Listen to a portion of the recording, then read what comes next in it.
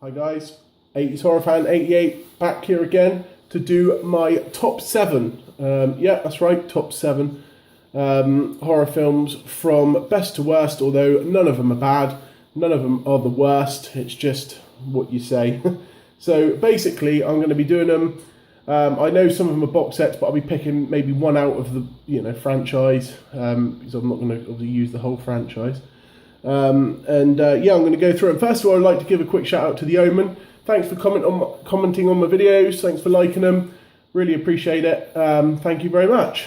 Right, so first of all, I'm trying to keep these videos fairly short because my upload speed's crap, to be honest, and it takes ages to upload a video over 6 minutes long. So I'm going to be try and get all these 7 done in one video. Right, first of all, Nightmare on Elm Street. Part 2 is what I'm going to say. Surely because Part 2, Freddy's Revenge, is one of my first experiences with a horror film. I found it in one of my old man's collections as a big box VHS. Stuck it on when I was 10, 11. Watched it and thought, Freddy Krueger is one cool, mean son of a bitch. Liked it ever since. Followed Freddy's, all of his films, collect the figures. Met Robert Englund at Exeter Comic Con, and he, such a nice guy. To be fair, Nightmare on Elm Street is, all the films are amazing. Number 2 holds the greatest memories for me, surely because it was one of my first experiences with a horror film.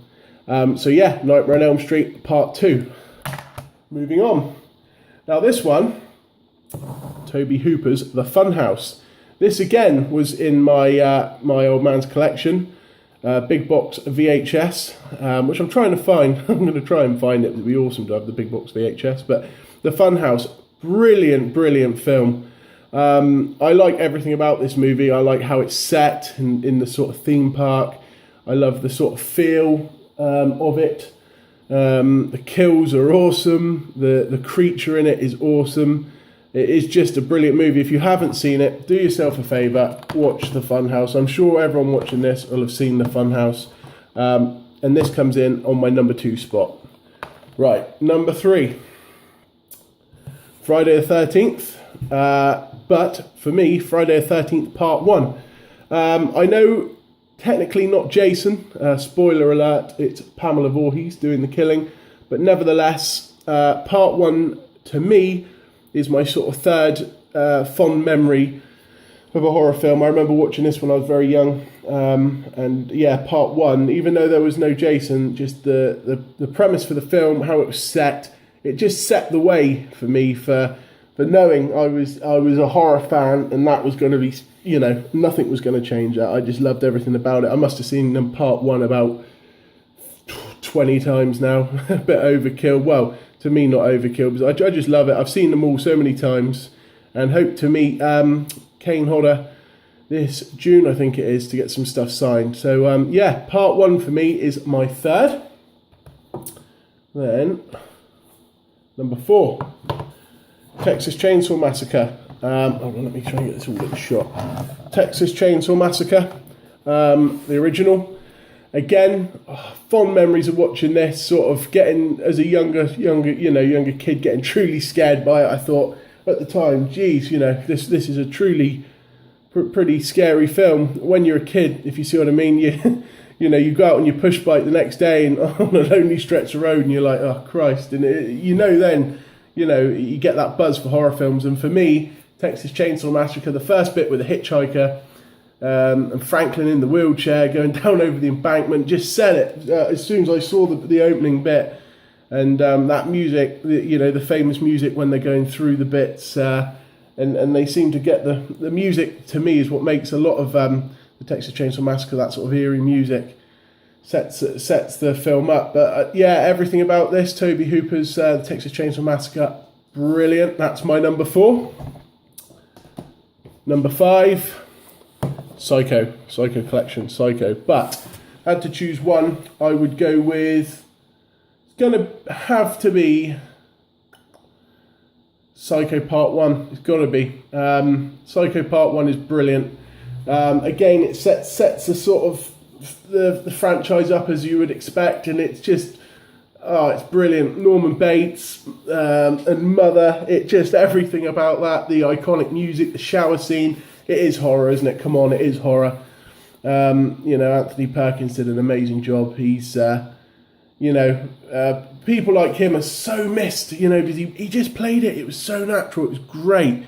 He was just a brilliant, brilliant horror icon, and there was no masks, no gimmicks. It was just him acting, and it was fantastic. It was brilliant. So Psycho number 1 for me. Number 6, Devil's Rejects.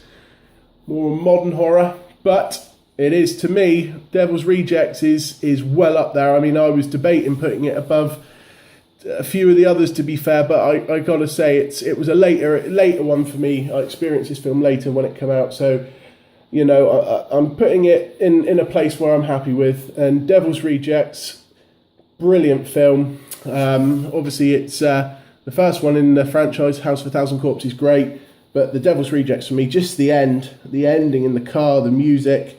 Everything about it, you know what I mean? Fantastic. I will be doing a review on the Devil's Rejects ASAP and House of a Thousand Corpses. Again, hoping to meet Sid Haig, May, HorrorCon. Big up the HorrorCon. Can't wait. And then 7th, Jeepers Creepers. Love Jeepers Creepers. You cannot beat it. It really is. To be fair, I know there's controversy with the producer or whatever, producer, writer, whichever it was. And I know there was, he did some horrible things, but the film itself, brilliant.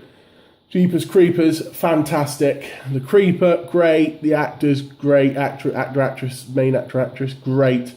It was just brilliant. It really was. Everything about Jeepers Creepers I really liked, to be fair. And I cannot wait for the new one that's meant to be coming out this year. I think it's Jeepers Creepers Cathedral, possibly. I literally can't wait. It's going to be great. I know it's a bit of a myth. We've been waiting for it so long. But yeah, fingers crossed this year. Jeepers Creepers Part 3. So there you have it, guys. There's my my top 7, just to sort of so you get a bit of a feel what kind of thing I'm into.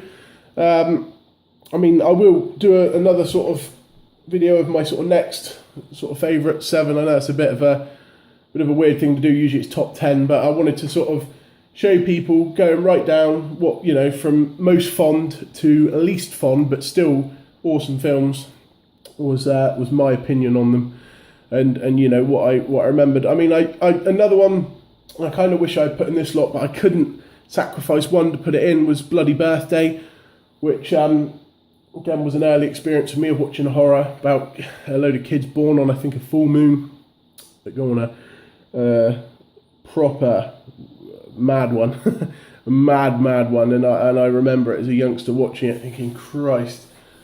And I think that's what horror's about. I think it's watching it at a young age, getting hooked, and then you're a fan for life, fanboy for life, and I certainly am. I love meeting these people now. The HorrorCons are coming to the UK. It's awesome getting the chance to meet them.